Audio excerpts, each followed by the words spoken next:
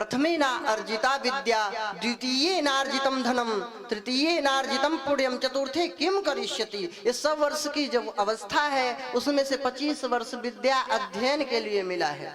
तो हमने 25 वर्ष तो मौज मस्ती किया। तो जब मौज मस्ती किए तो ब्रह्मचर्य जीवन, वो विद्या अध्ययन वाला जीवन खत्म। तो फिर जब गृहस्थ में प्रवेश किए तो दुनिया के बीमारी लेकर के ताबीज बंधाते घूम रहे हैं, क्योंकि जो गृहस्थ में करना चाहिए वो विद्यार्थी जीवन में ही दुर्गुण से युक्त हो गए। समझ लीजिए, मैं ज्यादा नहीं बोलूंगा। तो जो गृहस्थ आदमी पति पत्नी करते हैं, पुत्र उत्पत्ति, ये सब वो सब कार्य जो है बिना गृहस्थ में गए दुर्गुणों में फंस के वही दुराचार पापाचार में निमग्न हो गए।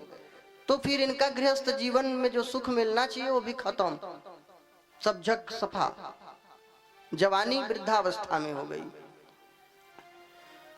आजीवक युवतियां सब गलत पथ पे चल रहे हैं, तो उनको समझना पड़ेगा अपने जीवन को।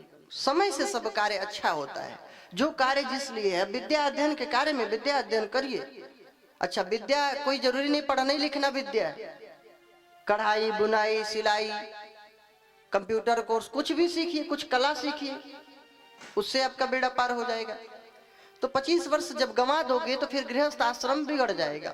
और अगर 25 वर्ष अच्छा रहा, फिर गृहस्थ जीवन 25 से 50 वर्ष का जो है उसमें अगर खूब धन कमा लिया संपत्ति, तो आराम से बुढ़ापा बीत जाएगा। लेकिन द्वितीय नार्जितम धनम, दूसरे अवस्था में गृहस्थ जीवन 25 से 50 वर्ष तक में धन इत्यादि नहीं कमाए तो फिर तीसरे अवस्था में रो।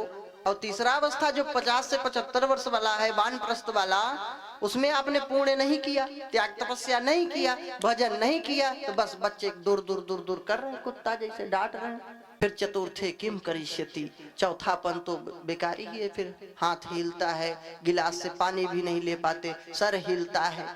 और जब पहला अवस्था ब्रह्मचर्य का विद्या अध्ययन का अच्छा कर लो, फिर गृहस्थ जीवन में अच्छे से कमा लो, परिवार का भरण पोषण कर दो, फिर वानप्रस्थ लेकर के बढ़िया भजन ध्यान साधना खूब कर लो, फिर महाराज चौथापन अपने आप सब सेवा भाव से बालक लगे रहेंगे। लेकिन जब जवानी रहती है तो हम वृद्धों की सेवा नहीं करते, तो जब वृद्ध बनते हो तो तुम्हारी भी सेवा नहीं होगी। जो बहुएं हैं अगर सास की सेवा नहीं कर रही हैं तो याद रखना, जब तुम सास बनोगी तो तुम्हें भी ऐसे कुत्ते जैसे ऐसे दूर दूर किया जाएगा।